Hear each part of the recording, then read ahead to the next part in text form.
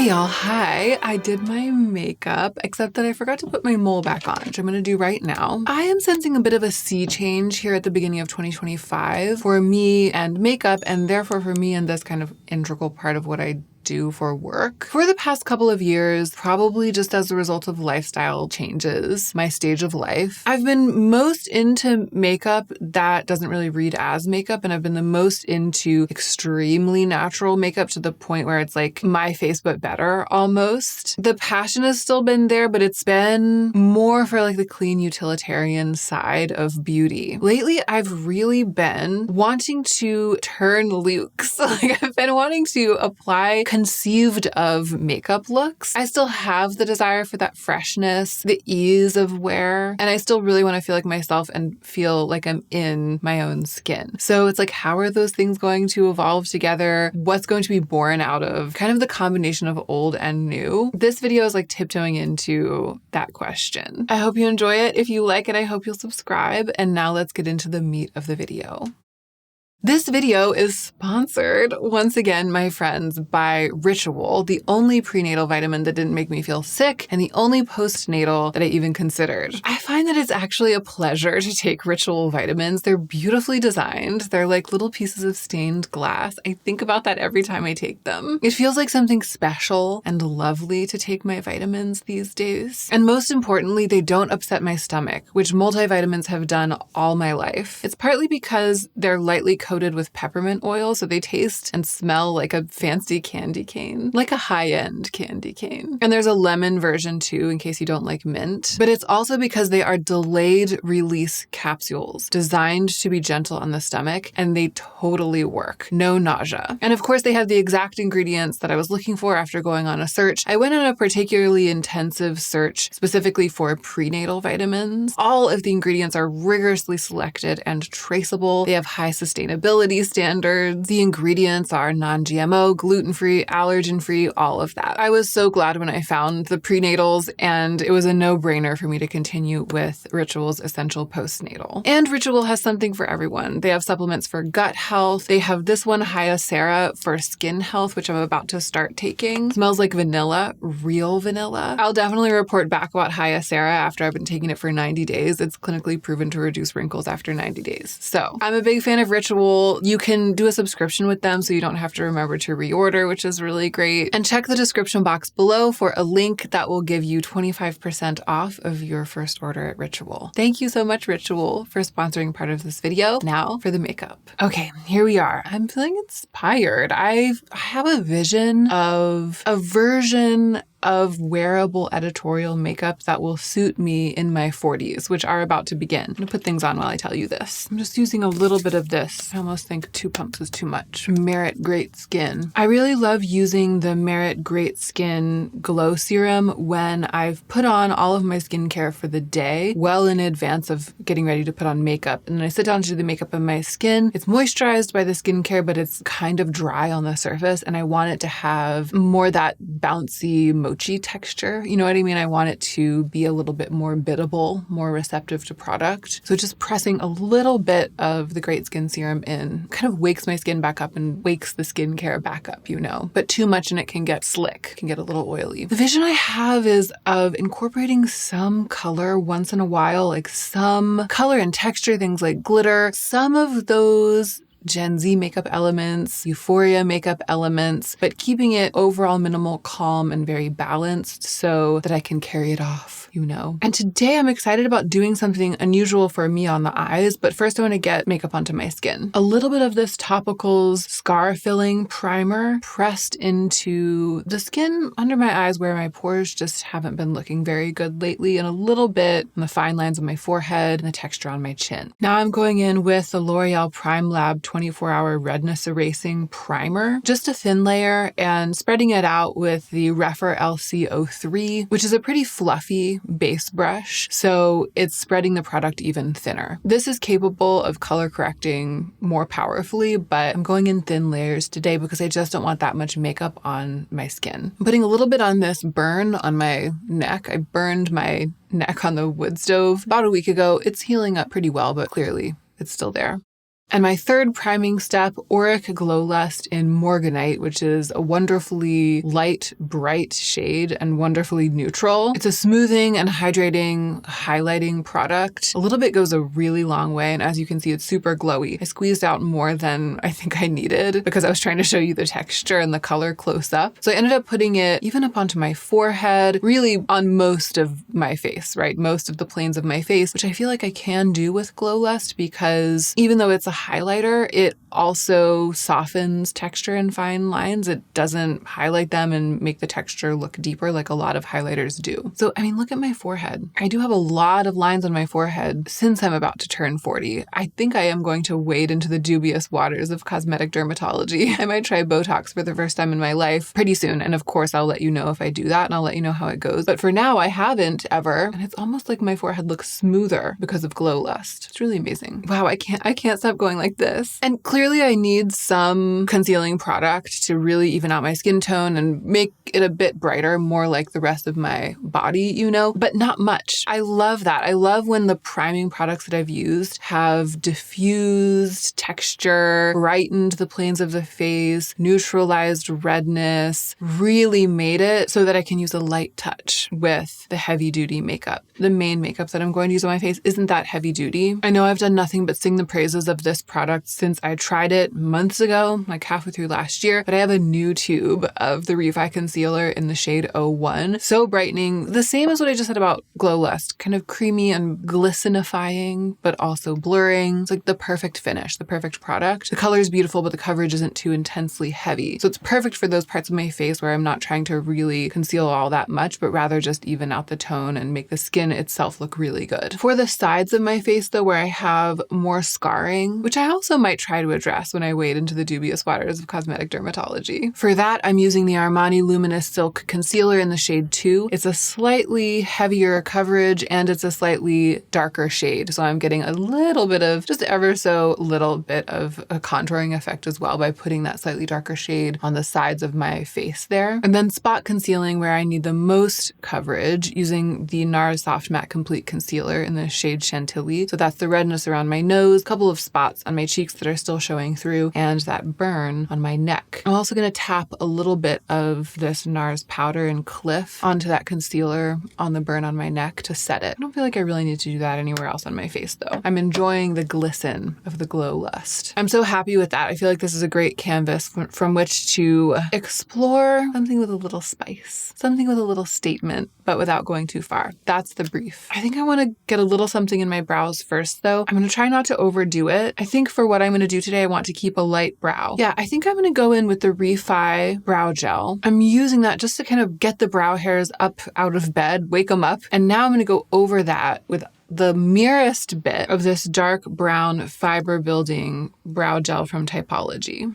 Okay, this was a little bit experimental, but it totally worked. Here's what happened. I'll see if I can explain it. The Refi gel, it's clear, it dries quickly, and it really sets with a firm hold. A slightly bendable, like ever so slightly bendable pomade type of hold, but a really firm hold, even in my wiry, stubborn brows. So by the time I went in with this Typology brow building, kind of fiber adding product, and obviously it has a lot of pigment in it. It's like a dark, cool toned brown. By the time I went in with that, my brows had already set in place. It was like I was going over hair that was gelled into place and kind of had a hard shell with a little brush, with a little spoolie brush covered with product. But that worked really well because the thing about this Typology product is that it adds a beautiful color for me. It's the shade dark brown. It adds a lot of volume to the brows, like it makes the brows fuller really effectively, and it also sets them in place. So it does it all, and that's great. But when I'm putting it into clean brows with nothing on them, sometimes it feels like trying to do all of those things at once, it gets out of hand. So I'm trying to move my brows into place, to set them, to sculpt them, to do what I did with the Refi product. I'm trying to do that with this, but I'm also trying to control the application of the pigment. like the amount of color that gets in them, where that color goes, trying not to over apply. And sometimes when I'm moving my brows into shape and setting them into place with a clear gel, I have to go over and over and over like one part of my brow. If it's stubborn, if I'm having a hard time getting it into place, I set it and then I have to move it again. So I have to go back over it and over and over it and fuss with it to get it right, to get them even. If I do that with something with a lot of pigment in it, like this Typology product, every time I go back in, it's adding more pigment. Like I'm fussing with it to try to change the shape, and I don't want to add more pigment, but because it's just this one spoolie and it's doing it all, I have to do it all at every one time. So the pigment will build up too much in one place because I was fussing with the shape in that place. And a similar thing that will happen is I'm trying extra hard to get part of my brow in place with this spoolie, and then the product will get onto my skin underneath the brow, and that will really darken that part of the brow, and then I'll have to like even it out on the other side, and then I'm using this spoolie to do all of the aforementioned things, but also to color the skin underneath the brow to like fill in. It's so effective, but it's unwieldy. I've felt like my brows have gotten kind of messy. The results kind of vacillate between being satisfying and just a bit too much, and then sometimes frustrating. So with this, I was able to get the benefit of the fiber building and the beautiful color on top of brows that were already shaped and set. So it was like I was scraping over this kind of gelled hair, like eyebrow shaped, slightly tacky, set, sculpted thing, like painting on the product on top of it. The set shell of the Refi product kept the spoolie from getting too close to my skin. So it made it really easier than it's ever been not to accidentally draw on my skin with the Typology spoolie. I was able to still move the brows around a little bit as the color darkened them. I needed to change the shape a little bit, but overall it was easier and more effective than using this product on its own has ever been. And I'm so pleased with the results, and I feel like I don't need to go in with a pencil. It was especially satisfying to get these front hairs. I was able to really grab them and darken them with the spoolie of the Typology product without getting it onto my skin underneath, which is really difficult to do when there's nothing else already in the hairs. All right, I feel really ready to go now with my vision. However, I have two visions and I'm not sure which one of them I want to execute. It's the moment I've been looking forward to and dreading. I have two products that I really want to try. Both of them would fulfill the brief of me doing something that's a little bit artistic while still hopefully retaining the groundedness from which I like my looks always to spring. Here's the first product. A Colé liquid eyeshadow in this stunning, glowing, not quite periwinkle blue. I feel like it doesn't have quite enough purple in it to be called periwinkle. It's more of a sky, but it's maybe got a touch, like a little bit of lavender. I could so see this in a wash all over the lids, just with a simple mascara, keeping it really simple on the rest of the face with this neutral sweater. I just feel like it's something I could carry off today, but it's also really different for me. Make Beauty Multi-chromatic Metal Reflecting Eyeshadow in the shade Stardust. This was a gift from my friend Stephanie, Beauty Unhyped. I gave us a really buffed out swatch here because I think that's how I would apply it. I'm imagining trying to use this to make a daytime look and trying to keep it light feeling, right? Trying to keep it kind of that grungy, like aging Italian movie star look. Like this is just how I wear my eye makeup every single day. Sultry daytime. Kind of talking myself into this one. It's also more neutral, even though they both are blue. This is like a grungy teal kind of. If I use this one, I'll want to keep it sheer like this, partly because it works better for the brief that I've set myself, but also because I was watching recently an old Lauren Mae Beauty video. I've been watching a lot of my wonderful friend Lauren. I've been watching a lot of her videos lately. When she first reviewed these, she talked about not loving them because they can build up to be so thick, right? It's like really, really thick and metallic. And she was saying, if I remember correctly, that shearing it out to really get a wash like this was the way that she had the most success with them. So I think that that's what I want to try, even though I know some of you will be wishing that I would choose this one. This is just a little more spring to me. And it's also something that I've done before with other eyeshadows. I've done just like this color blue all over the lid with a mascara. I would be returning to something I've tried before. Whereas a really light look using a color like this, uncharted territory to an extent. I also have the Colé mascara though, so I'll use that as my mascara so that we won't be just leaving Colé in the dust. I am going to prime my eyes. All right, the eye primer's on. I feel like I haven't fully primed my eyes for an eye look like this in a long time. This is the part of me that's like, I feel like I'm a little bit back. I feel like I'm back to really having an interest in the minutia of makeup, like wanting to do each step thoughtfully, deliberately, and well, and really embrace it, the lushness of it, the indulgence of it, but direct all of that towards a vision of something pretty delicately balanced that feels super wearable, that feels very me. So I primed my eyes. It's feeling a little little sticky. I feel like this really old-fashioned way to me now, having been like in the online beauty community since the mid-2010s, of dealing with this. The old-fashioned way of dealing with this is to sweep like a powder, an eyeshadow that is close to one's skin tone over the primer to sort of set it and make it soft and slidey and dry so that the brush will slide easily over it. But I don't want to do that because I really want the eyeshadow to be able to grip to my skin. I want it to be applied directly to the primer. I really want this kind of easy one done look, and I want the skin to show through. I don't want like a powder. I'm not doing like a paint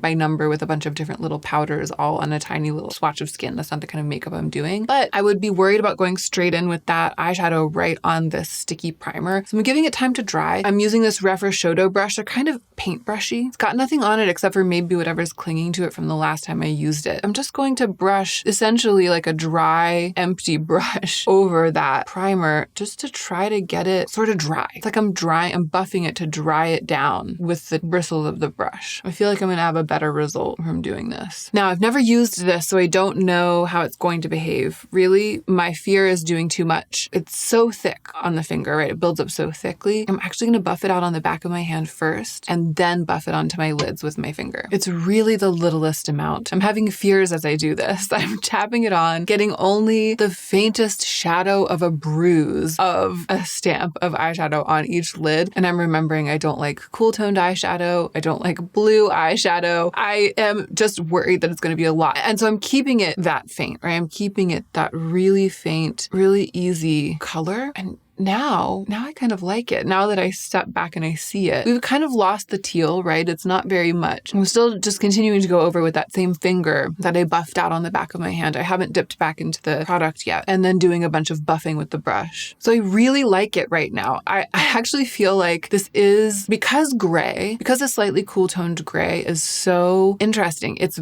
very contrasty on my coloring, right? It is also part of the neutral palette that I like to wear. And it actually happens to go really well with the sort of mushroom sweater that I have on today. I wasn't anticipating that at all because I thought that this was going to read more teal, but it is pretty great. The teal is really just a flip. And I don't think there's much on my lids. There's not much of that shine actually on my lids available to flip. So we've sort of lost the teal, which is good. I feel like buffing a tiny bit of it closer to my lash line. Yeah, maybe we're getting a little more on the lash line, which actually I feel like I could stand to even add more of that. So I'm dipping back in. I'm just taking a little bit thicker of an application of it just on my upper lash line. So that has brought a little bit of the blue. I just kind of couldn't help myself because I'm experimenting, but I like it. And I liked it the other way too. I liked it when there was less, a little ever so slightly heavier of a look now, but I'm going to leave it there. You know what this is? I'm like smacking things in my excitement as I have been doing almost every video lately. You know what this is? It's like the Terry Barber makeup. That's what this is reminding me of. I love this makeup artist, Terry Barber. I'll link his content. I'll link some videos that I did about his aesthetic and his makeup. This isn't like my first Terry Barber rodeo. This really is that vibe, right? It's like, because the rest of my skin is so simple, somehow the gray is a statement right now. Like somehow the gray is really reading like an editorial, like a runway editorial eyeshadow choice. And so I'm going to keep it. I'm going to leave it. I'm going to try the Colé mascara, which I did not expect to be orange. I'm kind of obsessed with this right now. We're so aesthetic today. Wow. It has been a long time since I tried a mascara that I loved so much right out of the gate. I am so impressed by this. It is such a delight to use. It's giving me a fluffy, fibrous, lengthened lash that is dramatic, but somehow not too intense, not too contrasty. I almost feel like the black is not too dark of black. It's almost like it's a very, very dark charcoal. It's a soft black rather than being a harsh, shiny, pleather black, you know? It's building fluff onto my lashes. It's building length onto my lashes. It's giving me slightly cobwebby, almost insectoid feeling. I love that, but it's doing it in a way that feels wearable to the me now and doesn't feel like it's totally overwhelming my eyes, weighing my lashes down, obliterating the effect of the eyeshadow that's shining from behind them, you know, it's just perfectly balanced in every way. I'm so excited about this. I love what has ended up on my eyes. What I was going to say, I don't feel like I finished commenting about the connection between this and Terry Barber. He's always doing these looks that are like dirty dishwater inspired, greasy meat inspired, used cellophane inspired. You know, it's always like these slightly industrial or foody, grungy, yucky, mucky colors and textures translating in a pretty simple, pretty monochromatic way to the eyelids. That is what this is. There's dimension there, but it's not super dynamic, right? It's like we're getting mileage out of the fact that it's not too multi-qualitied, or like there aren't too many different aspects of it. There aren't too many different moving parts, but there's dimension within the monochromatic choice there. It's like a monochromatic outfit on the lids, you know? Gosh, I'm really here for it. Now I desperately need to keep the rest of the makeup pretty simple, right? I do look a little ghosty now. My cheeks are looking a little washed out, even though the glow lust is still shining like the sun. It's beautiful. My lips are looking a little washed out. I have to do something. Although I plumped my lips before coming here with this Fui lip plumper that I'm testing for another video specifically about Fui, so keep an eye out for that. So my lips are looking pretty plump and smooth, you know, but still, we need color without taking away what is here, right? What's it gonna be? Actually, probably this.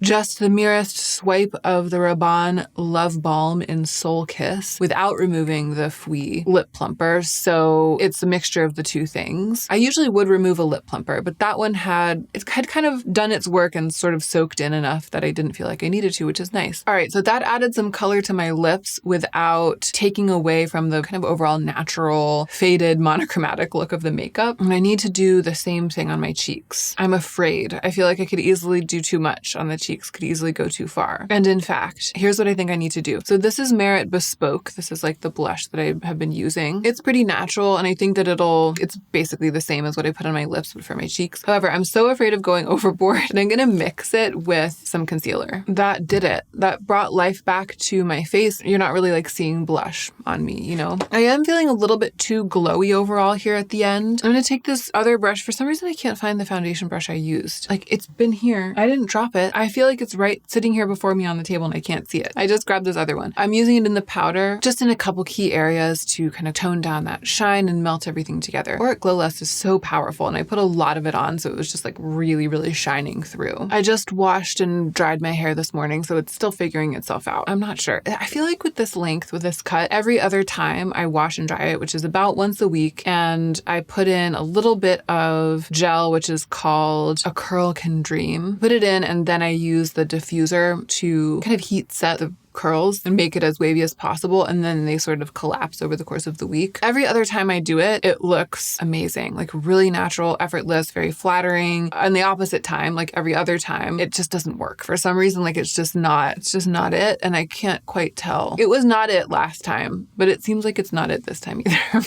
Something weird happened like right here. Anyway, I couldn't be happier with the look. Gray eyeshadow? It's not what I thought I was doing. It's not what I set out to do. It's not what I ever thought I would do. I really like it. This is reawakening my passion for Terry Barber style makeup. It's reawakening my passion for matte makeup, matte eyeshadow, because this is not at all, I think, what the product, that eyeshadow is supposed to look like. It's just by putting on so little and buffing it out so thin, I ended up with this kind of undertone, this beautiful, almost like taupey gray that I'm going to try to recreate, probably using other products. But maybe I'll continue to use this one because I'm so pleased with how this came out. So many wins in this video. The new brow technique, layering a fiber building brow gel on top of a strong hold brow gel. The base I thought worked out really well, although I do think I used too much illuminator and then I had to put on powder at the end. I wish I had just done less at the beginning, kept the whole thing a little bit less glowy. The mascara, the Colé mascara, and leaning into the overall Breif, which there are so many ways to do, and I'm looking forward to exploring this vision more. A little bit more of a wink, wink, nudge, nudge, a little bit more visible makeup, I guess, is what